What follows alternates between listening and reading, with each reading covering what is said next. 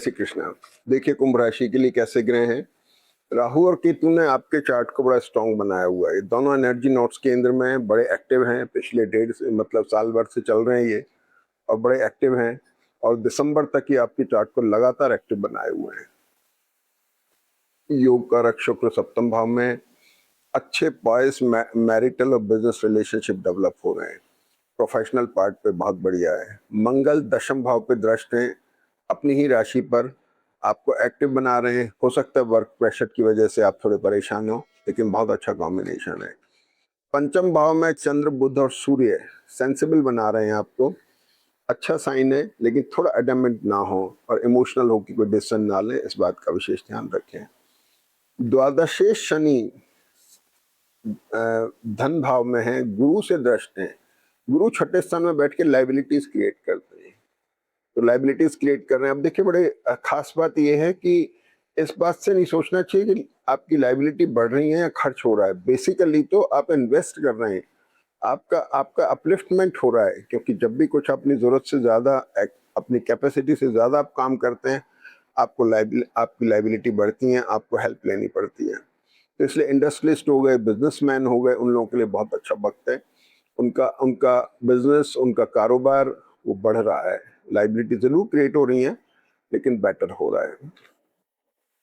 अब बस थोड़ा ध्यान ये रखना पड़ता है कि लाइबिलिटीज कुछ ज्यादा ना हो जाए। जैसे किसी प्रोजेक्ट में लगे, डिमांड हो गई 100 रुपए की, पता लगा 200 रुपए लग गए, इसका थोड़ा ध्यान रखने की जरूरत है। उसका बैलेंस आपको रखना पड़ेगा। अब आते हैं, देखते हैं इस वीक के अंदर क्या पोजीशन आ रही है। सबसे पहले हम देखें तो सूर्य आपके जो सप्तमेश हैं, जो मैरिटल बिजनेस रिलेशनशिप प्रोफेशन के लॉर्ड हैं, बुध के साथ में बैठे हुए हैं। बुध यहाँ पर आपके वक्री हैं। सूर्य जो है इनके ऊपर राहु की दृष्टि है, तो सूर्य आपके मैरिटल और बिजनेस रिलेशनशिप को पॉइस बना रहे हैं, अच्छा बना रहे हैं, डेवलप कर रहे हैं। यहाँ चंद्रमा भी हैं, क्योंकि चंद्रमा आपके जब तक कर्क राशि में नहीं आते हैं 14 तारीख की शाम से, तब तक यहाँ चंद्रमा आपके इस काम को थोड़ा अपलिफ्ट कर रहे हैं। बेसिकली तो 3 ग्रहों का करेक्टर लव मैरिज प्रॉन होता है। जो बच्चे शादी ब्याह के निकट हैं वो लव मैरिज प्रॉन जाते दिखाई दे रहे हैं।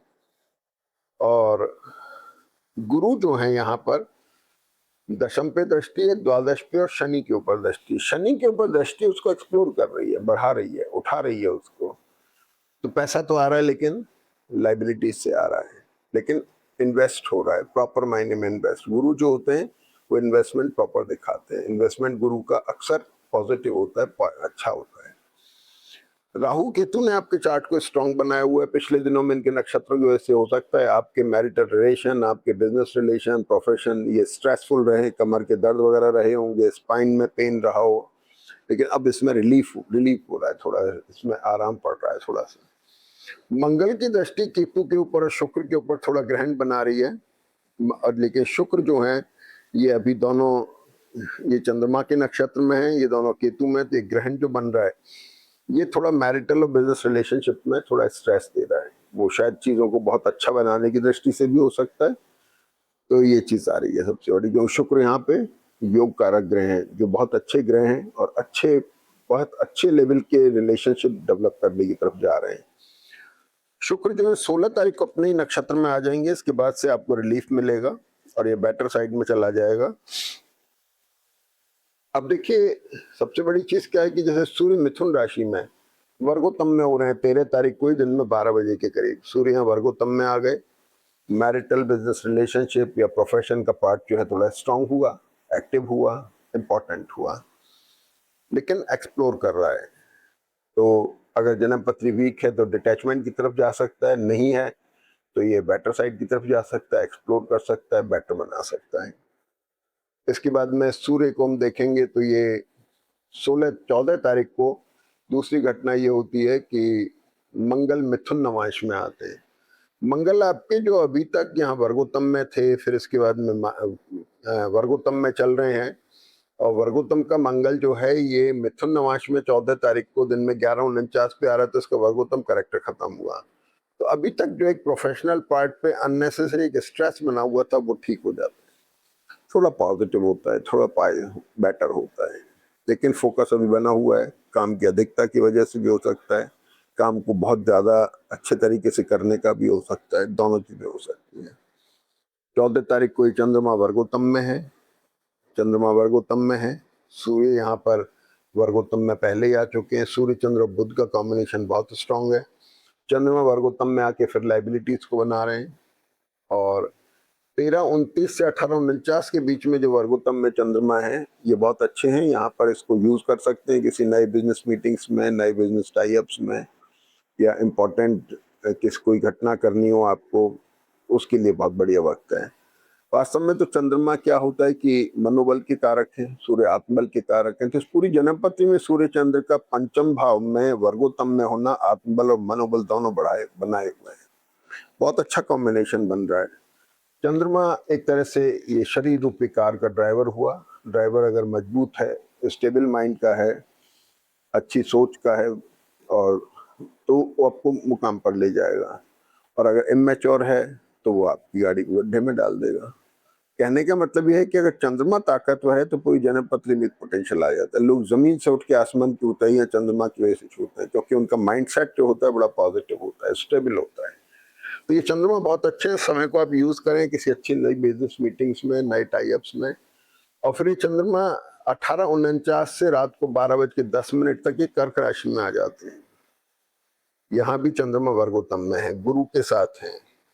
ये कॉम्बिनेशन लाइबिलिटीज का कारक तो है ही, इसमें तो कोई दो राय है ही नहीं। और छठे भाव में होकर के ये एक्सप्लोरेशन दिखा रहा है, बढ़ोतरी दिखा रहा है, आपके कारोबार में, आपके बिजनेस में उठाव दिखा रहा है। चंद्रमा रात के समय वर्गोत्तम में है, तो भाई चंद्रमा वर्गोत्तम में रात के समय आके हमारे काम के नहीं, बाजार बंद, ऑफिसेज बंद, लेकिन जो ओवरसीज काम करते हैं उन लोगों के लिए बहुत बढ़िया वक्त है।